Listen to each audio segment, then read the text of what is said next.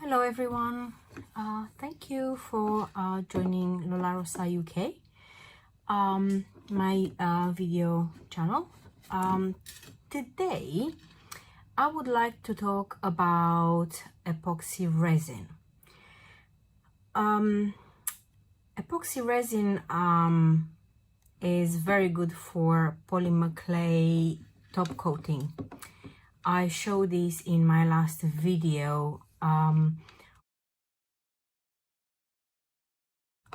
how to optimize your polymer clay slab when cutting. So check that video, go to my channel and check that out, because I have some I've shown some resin pieces there, and I've had some inconsistent results with this particular one, and I wanted to leave not just a review, but I wanted you guys to be aware of this particular brand if you plan to use epoxy resin, not just for adding a top coat to your polymer clay pieces, but also for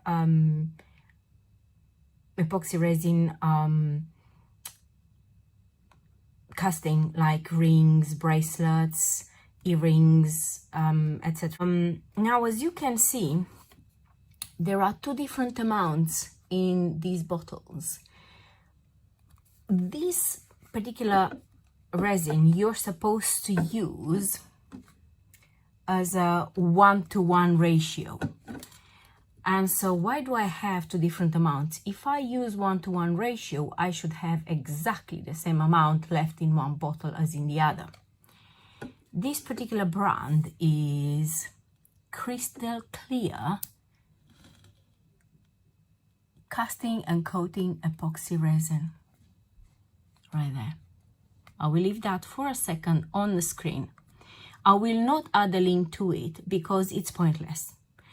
I've got a first batch from Amazon, and that was disastrous on all my pieces, both epoxy resin bracelets and rings, and then top coating was absolutely horrific. It destroyed all my pieces. And then the supplier has kindly sent me these two test bottles, because the ones I bought, apparently they sent samples to the lab, and they said there was too much moisture in the lot that I have received. So whilst I got better results with these, it's very inconsistent. So I'm not very happy, at all. So I would say, for me, these didn't work. You get it, may work for you. I do not know. It does not work very well for me. I would say find another brand. I have bought a few others. I will try them, and I will make another video for each one of them to see how they fare, not just against this one, but just how they do on their own. But I would say give this one a miss. So yeah, this one, the part A, is very thick. I mean, usually part A is thicker than part B. Part B is a hardener.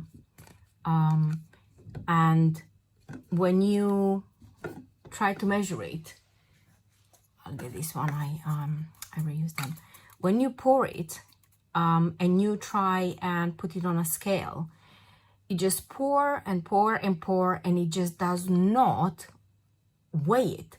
And suddenly from 0 you get to 10 grams, and it's just like, what are you gonna do now? You have 10 grams. What if you wanted just 5?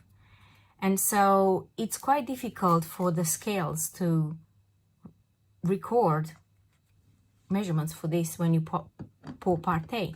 When you pour part B, it immediately registers the weight for this one. But you never know whether you have 10 grams, 12 grams, 5 grams, 6 grams of this particular part A. Does not weigh very well. It's either by volume or by weight. It has to be equal parts, however you do it. If you do it by volume, probably better, because then you have the measures in the cups. But because I use it for top coat, I don't have a measured cup, and so I use it by weight, and that's not very helpful. When I did bigger pieces, I did it by volume, and I still had inconsistent results. The curing process takes 24 hours to become hard, but then when you drill, then you realize that the resin is not hard throughout, and the holes become very messy, and you have to wait up to 3 to 4 days for it to cure, and it's not cured even then, and it could be sticky on the surface. So yeah, be careful when you buy a resin. I personally won't go for this one again. So I hope you find this video useful, and if you ever need resin, you will exclude this one from your potential supply list. And stay tuned, subscribe to my channel, hit the bell button to get notified of new videos, and don't forget to check out my lolarosa.co.uk website, where I have my jewelry available to you. So see you in the next tutorial. Bye bye.